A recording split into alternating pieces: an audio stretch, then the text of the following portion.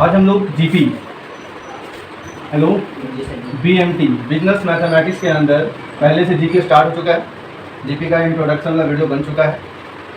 TN निकालना, ऐसा निकालने का फॉर्मूला पिछले वीडियो में बताया जा चुका है। आज हम लोग कुछ क्वेश्चन सॉल्व करेंगे। एक्सरसाइज 2A है, जीपी है, बुक का नाम मतलब बुक का नाम बोलते हैं मतलब बीएमटी जो आप बुक पढ़ रहे हैं उसमें राइटर कौन सा है, SK Singh.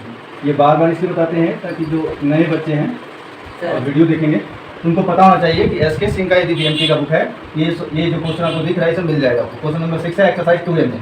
If the fifth term of a GP is 81, मतलब पांचवा पद, जीपी में पांचवा पद कितना है, 81 है। और एंड सेकेंड टर्म, दूसरा पद जो सीक्वेंस में है वो 24 है। तो पूछ रहा है कि फाइंड द जीपी, क्या निकालने बोल रहा है, जीपी।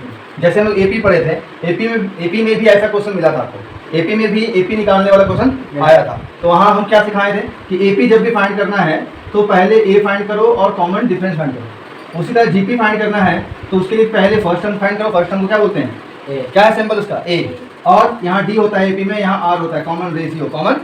ये दोनों आप निकालोगे तब जाके आप जीपी फाइंड कर पाओगे। और जीपी फाइंड करने के लिए आपको शुरुआत का 3 पद, शुरुआत का 3 फर्स्ट 3 टर्म आपको फाइंड करना चाहिए। तो ये कैसे बनेगा, तो जैसे एपी में बनाते थे वैसे ही सब बनेगा। पहले आप मानोगे कि late first term of a GP. First term GP में ए होता है कि नहीं होता है, स्मॉल लेटर ए से इंडिकेट करते हैं फर्स्ट टर्म को। जीपी में कॉमन रेशियो होता है, क्या होता है, कॉमन रेशियो होता है, जिसको हम लोग स्मॉल लेटर में आर से डिनोट करते हैं, आर से दिखाते हैं। हो गया। अब क्वेश्चन अकॉर्डिंग आ जाओ। अकॉर्डिंग टू क्वेश्चन क्या कह रहा है, देखो अकॉर्डिंग टू क्वेश्चन कह रहा है कि fifth term of GP. Fifth term को हम लोग ऐसे लिखते हैं T5। फिफ्थ टर्म जीपी में कितना है, 81। तो ये T5 लिखा है मतलब TN है। T5 मतलब क्या है, TN है। TN का फॉर्मूला लगेगा, TN का फॉर्मूला क्या था, जीपी में A into r to the power n-1। यहाँ वही लगने वाला है। T5 है तो A लिख लेंगे इंटू आर लिख लेंगे। 5 यहाँ पर तो n है तो 5 माइनस 1 इसको कितना, तो हो गया आपका A into r to the power कितना, 4। समझे, समझे क्या समझे। इसी को ले दो क्वेश्चन नंबर 1। अगेन आगे बढ़ते हैं और देखते हैं सेकेंड टर्म लिखा है। सेकेंड टर्म कितना है, हम सेम काम करना है आगे। सेकेंड टर्म मतलब T2 कितना है, 24। फॉर्मूला वही लगेगा, TN वाला A into r to the power n का वैल्यू कितना है, 2 है या नहीं है, 1 हो जाएगा। तो A into r to the power 1 लिखने की जरूरत नहीं होती है, 1 छुपा हुआ रहता है। ये हो गया सेकेंड टर्म। एपी में भी ऐसे ही बनाते थे, बस फॉर्मूला वहाँ अलग था। उसके बाद इक्वेशन 1 और 2 को घटाते थे, याद है एपी में क्यों घटाते थे, क्योंकि वहाँ इस प्रकार से था A plus d equal to जो भी A और D के बीच में क्या रहता था, इसलिए घटाते थे। प्लस है तो माइनस किया जाता है, माइनस है तो प्लस किया जाता है, पढ़े ना ये रूल। लेकिन यहाँ A और R के बीच में क्या प्लस है, क्या चीज का साइन है, इंटू का है। तो यहाँ भी इक्वेशन 1 और 2 लेंगे लेकिन घटाएंगे नहीं। क्यों नहीं घटाएंगे, क्योंकि A और R आपको जो फाइंड करना है उसके बीच का संबंध इंटू में है, गुना में है, तो भागा करेंगे। गुना में रूल तो आप जानते हैं, प्लस है तो माइनस करो, माइनस है तो प्लस करो, गुना है तो भागा लगाओ, भागा है तो गुना करो। ठीक है, नहीं समझे। यहाँ A और R के बीच में गुना का संबंध है, मल्टीप्लाई का रिलेशन है, तो यहाँ भागा लगेगा। तो लिखेंगे स्टेटमेंट वही जैसे वहाँ लिखते थे कि from equation first and second. हम उन्हें लिखेंगे कि डिवाइड कर रहे हैं, बस फ्रॉम इक्वेशन 1 और 2, लेकिन डिवाइड करते हुए दिखाना है। इक्वेशन 1 और 2 दिख रहा है आपको, इसमें इक्वेशन 1 में 8 पावर 4 है, यहाँ 8 पावर 1 है, छोटा ही ना है। तो छोटा वाला को हमेशा नीचे रखना, बड़े वाले को ऊपर। अब नीचे ऊपर मतलब क्या, वही अंश और हर। इंग्लिश में बोले तो न्यूमरेटर और डिनोमिनेटर। यहाँ न्यूमरेटर में बड़े को रखेंगे A R to the power 4 और बाएं में क्या रखेंगे A R। इसमें भी LHS था, इसमें भी LHS था, दोनों LHS को LHS साइड रखे ना। अब इसमें RHS में क्या है, इसमें RHS में क्या है, समझे, सेट करना सीखें। चलिए अब देखो यहाँ इंटू में है तो ये तो कैंसिल, R की पावर 4 है, R पावर 1 है, तो यहाँ पर एक पावर तो घट जाएगा, तो यहाँ R की पावर कितना बचेगा, 3।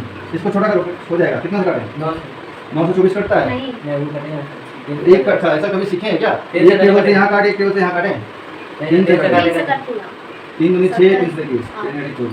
अब छोटा नहीं होगा, अब कोई तो टेबल नहीं है कि दोनों काट रहे हैं नहीं। तो देखो आर का मान निकालना, किसका मान, डिस्टर्ब कौन कर रहा है, तो जो डिस्टर्ब करता है उसको क्या करना चाहिए, बाहर निकाल दो जिंदगी से उसको। घर में भी ऐसी होता है ना, जिंदगी में भी ऐसी होता है, जो डिस्टर्ब करता है उसको बाहर निकालो, रात में डिस्टर्ब करे उसको बाहर निकालो, इसको बाहर निकालो। लेकिन बाहर निकालने का नियम है कुछ, यहाँ पावर 3 है, यहाँ पावर कितना है, यदि यहाँ भी पावर 3 मिल गया ना, ये अपने भाग जाएगा यहाँ से, तो उसको हम 3 करेंगे। यहाँ खाली ब्रैकेट देती है मन से हम देखो 3 पे पावर 3 27 होता है और 2 पे पावर 3 27 होता है। तो 2 बार 3 लिखने से अच्छा है एक ही बार ब्रैकेट दे क्या लिख दो, देखो 3 3 आगे उड़ जाएगा, 3 3 खत्म। आर क्या बचा, आर का मान आ गया। अब ए का भी वैल्यू चाहिए, अभी ए का वैल्यू निकला है क्या, नहीं ना, ए का वैल्यू निकल जाएगा। क्या करना चाहिए लोगों को, ये आर का वैल्यू पुट करते हैं, कोई भी इक्वेशन में पुट कर दो। Put in r equal to 3/2 in equation 1 में लगा दो या 2 में लगा दो, किसमें लगा दें, 2 में बोल रहे हैं, 2 में लगा दो। 1 में लगाएंगे तो आ जाएगा ना, यही ना है 2 में। तो चलो आर लगा दो यहाँ, ए इंटू आर का वैल्यू 3/2। अब आपको पता है ये गुना में इधर आएगा तो भाग में जाएगा, तो 24 डिवाइड बाय 3/2। तो आपको पता है कि डिवाइड को मल्टीप्लाई में चेंज करेंगे तो उल्टा होता है, मुझे क्या डिवाइड है इंटू चेंज किया तो ये रेसिप्रोकल, रेसिप्रोकल मतलब रिवर्स कर जाएगा। कितना है 16, ए का वैल्यू भी आ गया। तो फर्स्ट टाइम 16 आया, कॉमन रेशियो कितना आया 3/2 आया, लेकिन जीपी नहीं निकला। अभी निकालने क्या बोला गया था, जीपी निकालिए। क्या निकालिए, जीपी निकालना है। तो अब वहाँ जगह नहीं है, यहाँ ऊपर में कर दें, वीडियो में देख लेना अपना आराम। तो बोले ना कम से कम 3 पद, फर्स्ट 3 टर्म फाइंड करके दे दो। तो लिखेंगे जीपी और लिखेंगे फर्स्ट टर्म। क्या लिखेंगे, फर्स्ट टर्म क्या होता है ए, और ए कितना निकला 16 हो गया। सेकेंड टर्म जैसे एपी में था, एपी में बोले थे फर्स्ट टर्म ए होता है, सेकेंड टर्म ए प्लस डी, याद आ रहा है, थर्ड टर्म ए प्लस 2डी, मतलब थर्ड 3 है तो यहाँ एक कम कर देना। वैसे ही यहाँ पर भी कुछ होता है ऐसा कि सेकेंड टर्म है तो ए आर, और थर्ड टर्म है नहीं यहाँ पावर पड़ेगा, ए आर यहाँ 1 पावर था ना, वही बोलता फोर्थ टर्म तो ए आर, समझे, वो फॉर्मूला से होता है, जो फॉर्मूला होता है ना A R into power n minus 1। इसको सॉल्व करो। ए का वैल्यू 16, आर का वैल्यू कितना निकाले हैं 6/2, 2 से काटेंगे 2 8 जा 16, 8 3 जा 24। इसको सॉल्व करो। ए का वैल्यू तो वही 16 इंटू आर का वैल्यू कितना 3/2 पे पावर कितना है तो 16 इंटू 3 का स्क्वायर 9, 2 का स्क्वायर 4 4 जा 16, 9 4 जा 36। ठीक है, तो हो गया। देयरफॉर रिक्वायर्ड जीपी क्या क्या है 16 आया, 24 आया और 36 डॉट डॉट कर देना। यही आपका क्या है आंसर है। Clear,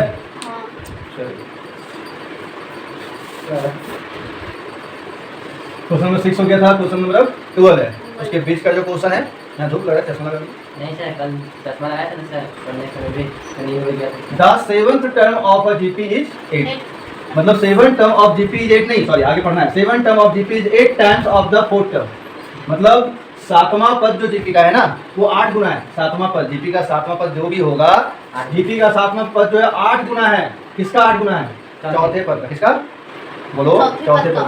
then find the GP, यहाँ भी जीपी फाइंड करना है। क्या फाइंड करना है, then find the GP if its 5th term is 48। ठीक है, तो ऐसा क्वेश्चन कैसे बनाना है, कुछ नहीं है। इफ द 7th टर्म, यहाँ पर ए और आर पता है, फर्स्ट टर्म ए होता है और कॉमन रेशियो आर, क्या दिया हुआ है, नहीं दिया है, बोलिए नहीं। Let first term of a GP equal to a and common ratio equal to r according to question. और बनाओ 7th टर्म, तो हम लिख सकते हैं इसको T7, और 4th टर्म क्या हम लिख सकते हैं T4। कह रहा है कि the 7th term of GP is 8 time, मतलब 7वां पद जो है 8 गुना है, 8 गुना है, मतलब 8 गुना बड़ा है, 8 गुना बड़ा है। किसे, चौथे टर्म से। हमको यहाँ साइन देना इक्वल का, क्या ये दोनों भी इक्वल है, नहीं इक्वल है। आप कैसे बोल सकते इक्वल है, कब इक्वल हो जाएगा, जब इसमें छोटा कौन है, 7वां पद छोटा है या चौथा पद, तो उसको यदि हम 8 से गुना कर दें, 8 से 8 टाइम, तो दोनों बराबर नहीं हो जाएगा। जैसे यहाँ देखो, यहाँ 32 लिखते हैं, यहाँ लिखते हैं 4, तो हम ऐसा बोल सकते हैं कि 32 जो है 4 से 8 गुना बड़ा है ना। तो क्या हम यहाँ इक्वल डाल सकते हैं, इक्वल है, नहीं सर, लेकिन इक्वल डाल सकते हैं जब यहाँ, तो वही ना कि यहाँ पर हम क्वेश्चन वही ना कह रहा था कि जो 7वां पद है ना वो चौथे पद का 8 गुना है, मतलब 8 गुना बड़ा है। जैसे 32 जो है 4 से 8 गुना बड़ा है कि नहीं। तो जब हम लोग इक्वल का साइन दिखाना है तो 8 से किसको गुना करें, छोटा वाला संख्या को या बड़ा वाला संख्या को, छोटा से करेंगे तभी ना आएगा बराबर। और इसको यदि इसी को 8 से गुना करें तो ये और बड़ा हो जाएगा, तो 16 गुना बड़ा हो जाएगा। तो ये मैथ का ट्रिक आप जानते ही नहीं कि जब भी ऐसा क्वेश्चन आया तो छोटे वाले नंबर से गुना करके रखा, वही किया।